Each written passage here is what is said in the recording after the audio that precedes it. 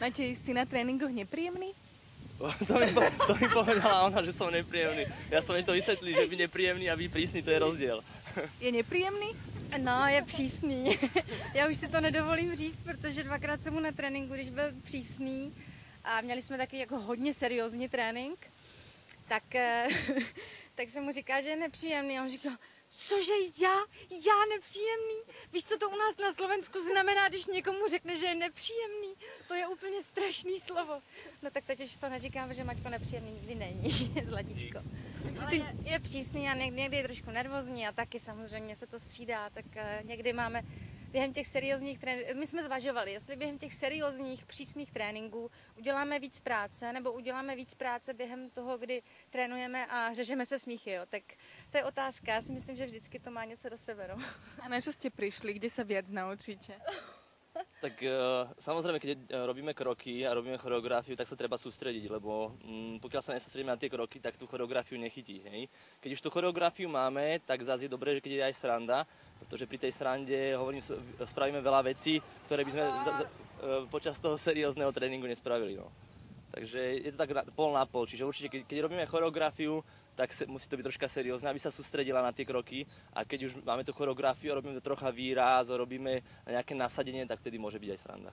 Ivetka, ja viem, že tebe sa podarilo už schudnúť počas Let's Dance. Koľko kil?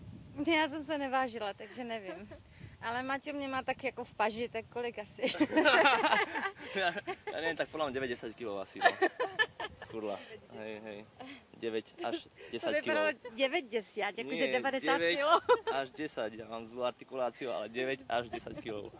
A cítiš ty na sebe popri tom tanci nejaké také, teda fyzické asi cítiš na oblečení, ale aj také nejaké psychické zmeny? Cítiš sa lepšie, horšie? No určitě, mnohem líp se cítím, protože ten tanec opravdu psychicky zabírá velmi pozitivně, tam prostě není jiná šance. Na teba psychicky velmi dobře vplývá. A hlavně Mačko na mě velmi dobře vplývá psychicky, protože já když třeba znervózním, tak samozřejmě, že někdy ty tréninky jsou o určitý nervozitě a já když znervózním, tak v tu ránu prostě mi nejde vůbec nic. Jo. A Maťo je úžasný v tom, že on to vycítí a hned prostě začne dělat srandu. Takže on nasadí ten svůj úsměv a srandičky a hned to ze mě spadne, takže Maťo ví, jak se mnou. No. A si prispôsobila stravovacie návyky tomu, že tancuješ?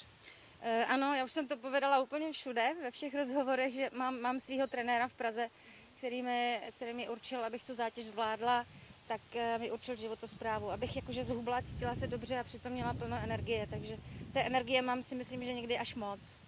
A přitom hubnu a paradoxně jim 2 až 3 hodiny denně. A i v noci před spaním se nacpu. Maťo, ktorý z tých celebritných tanečníkov, tanečníčok podľa teba má taký nejaký tanečný potenciál na to, aby sa mohol zúčastniť profesionálnej tanečnej súťaže? Tak ja som to už spomínal, mne sa veľmi páči Filip Tuma. Kickstep tancoval veľmi krásne, mal perfektné držanie tela a si myslím, že on je taký taliansky typ a myslím, že na tie tance by sa on asi najviac hodil. Takže on je taký môj kôň, že by fakt mohol na nejakú súťaž výjsť. A mě Maťo neřekne. Okrem teba. Ne, no, já si myslím, že určitě ne, protože já jsem takový hrbáček, jo, já prostě nemám postavení na tanec jako takový. Už se to zlepšilo, ale já jsem se narodila tak jako hrbatá, takže mě museli už jako dítě narovnávat a mám problémy s ramenama, základ je prostě opravdu stát dobře, rovně a mít dobrý postavení a dobře rostlý tělo. A to já nemám, takže já... Keď si tak predstavíte jednotlivé tance a ich charakter tých tancov, ktorý z tých tancov váš charakter alebo vašu osobnosť tak najviac vystihuje? V ktorom sa tak vidíte nejak? No, já bych řekla, že tango.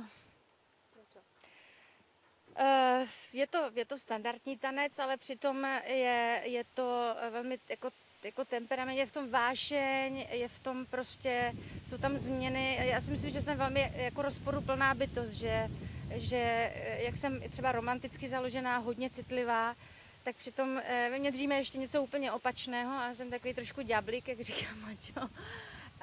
Že když je potřeba, tak prostě dokážu být pevná, silná, tvrdá. Jo? Takže vlastně tyhle ty nálady a ty pocity se vlastně v tom tangu střídají. Vášeň, zároveň emoce. A proto se mi tango velmi líbí, takže já se dneska na ten tanec netěším. U mňa jednoduché čača, samba, tango. Čača, radostný tanec taký veselý, priateľský, samba, čiže to je troška taká Brazília, čiže taká radosť tanca a potom, čo som povedal?